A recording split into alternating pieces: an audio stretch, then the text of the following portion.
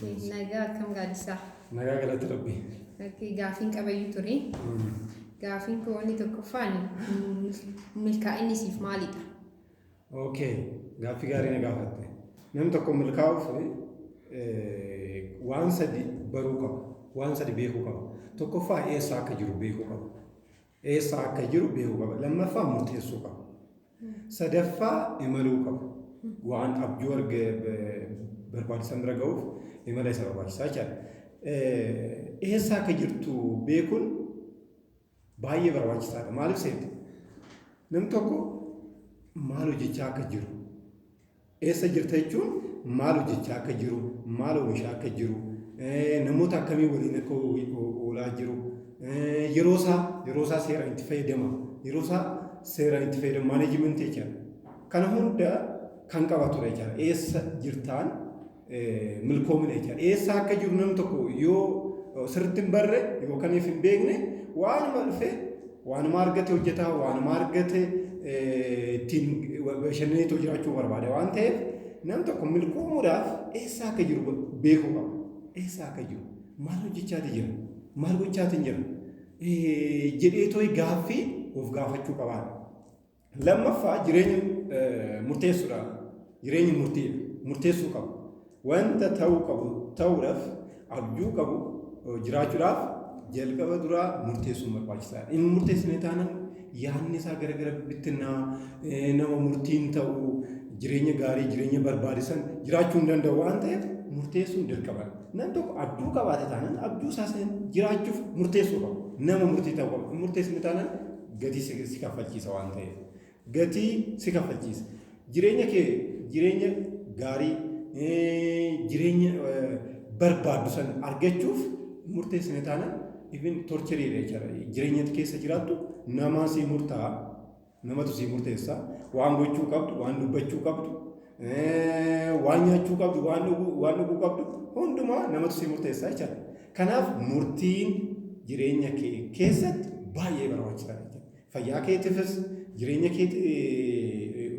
keetiifis even waajjira adda addaa keessa galteetis waa tokko yoo hojjette nama murtii ta'uu qabdu. Murteessine taanaan namoonni akka barbaadan si ergu akka barbaadanitti bakka barbaadan si geewwannoo jechuu danda'u jechuudha. Si jijjiiruu danda'u jechuudha. Kanaaf dirqamadha namni tokko murteessuu qaba.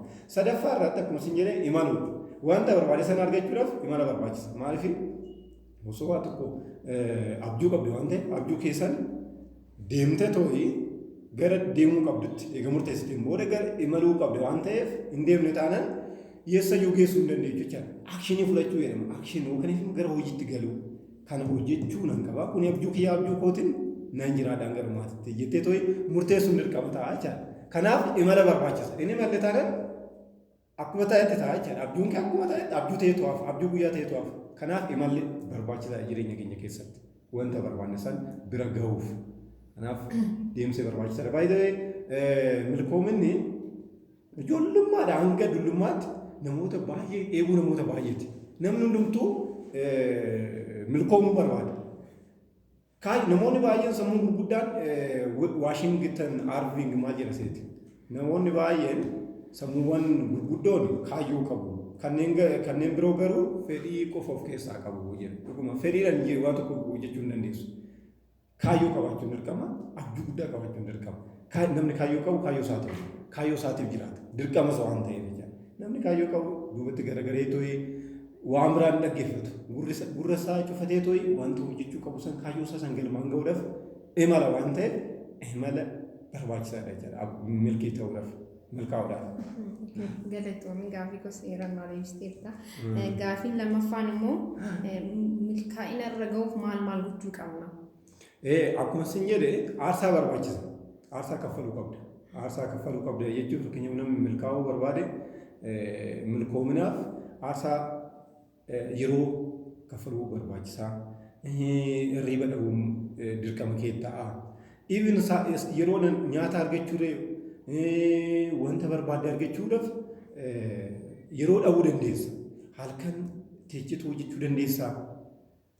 Guyyaa hojii oolta ta'a yookaan immoo waan biraa hojjetta ta'a waan ta'eef namni tokko kaayyoo isaa san bira ga'uudhaaf aarsaa kaffaluun barbaachisaadha. Aarsaa san kaffaluudhaaf immoo maal gochuu qabaa? Dirqama of amansiisuu qaba. Eegeetta maleen booda abjuu isaa san namni tokko of amansiisuudhaan gara hojiitti galuu qaba. Kanaaf hanga wanta kaffalamuu qabu. Aarsaa kaffalamuu qabu. Kanfaluudhaan kaayyoo bahee saniin wareegamuu qabu. Wanta ta'uu qabu ta'uu qaba. Nuffii tokko malee jira. Milkoomni haala saniin dhufa malee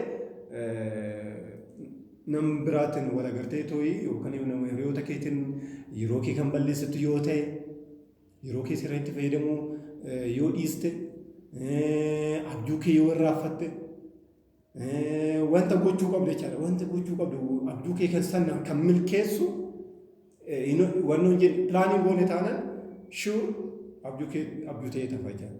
Galmaan ga'uu hin dandeessu baay'ee ulfaata. Baay'ee ulfaata. Kanaaf abjuun nuti qabnu jalqaba duraa wanta hojjechuu barbaannu tokko hanga dhumaatitti irratti cichuu barbaachisa. Konsiistaansii jedhama. Yookaan immoo persistaansii qabaachuun barbaachisa. Jabina qabaachuu, cimina qabaachuu irratti cichanii tooyi kuni abjuu kooti, abjuu nama birootii miti jechuun barbaachisa. Ofitti haasa'uu nan danda'a, nan milkeessaa. Nuffii tokko malee dadhabee jedhee tokko boqadhu. Ani kan boqadhu yoo nuuf jijjiire, maatii koo hin jijjiire, waajjira koo hin jijjiire, biyya koo hin jijjiire, aardii koo hin jijjiire, addunyaa hin jijjiire jechuu qabdu. Haala sanii of amansiisatii deemte jira. Kuni maal sittuuma si'aayina sittuuma jecha. As keessatti kan qormaata baay'eetu jira. Abjuu kee milkeessuudhaaf qormaata baay'ee quunnamuu danda'a. Garuu qormaata san ni dabarta. Akkamitti yoo jabina qabaatte, keessi kee yoo amane, amantaa yoo qabaatte, qormaanni waan barbaade haa fuudhu. Kufaatii kisaaruu dandeessaa, namoota walitti bu'uu dandeessaa, yeroo dhabuu dandeessaa, qarshii dhabuu dandeessaa waan baay'eetu jira waan ta'eef isa jabinaan hanga dhumaatti irratti ciccitee ta'u hojjette taanaan wanta ati milkoomneef hin jiru. Garuu nuti baay'een keenya abjuu qabnaadha. Abjuu keenya san galmaan ga'uudhaaf maal hojjechaati jira? Wanta nu hojjechaati jiru. Aarsaa kaffalleerra isa gaaffii guddaa. Aarsaan kaffallee taanaan abjuu keenya galmaan ga'uu hin dandeenyu. That's a big problem. Wanti guddaan kana. Kanaaf aarsaa kaffaluu barbaachisaadha. Wanti hundumtuu waa tokko bira ga'uudhaaf aarsaa nama kaffalchiisa. Wanti rakkoo aarsaa nama kaffalchiisu hin jiru. Even rakkattee tooyi waa tokko argatte mi'aawu baay'ee namatti tola. Icaa jirtee too sireerraa gara sireetti adda bartuu ta'e jireenyi nama satisfaakshinii siin kennu. Namarraa kan argatu ta'uu danda'a, maatii keetirraa argachuu dandeessaa, hiriyoota keetirraa qarshii barbaade argachuu dandeessaa. Isaa miti. Ofii keetii hojjettee tokko fidde baay'ee mi'aa. Namni garuu maaliif gara hojiitti galuudhaaf sodaata. Innaan kufare, innaan kassara jedha.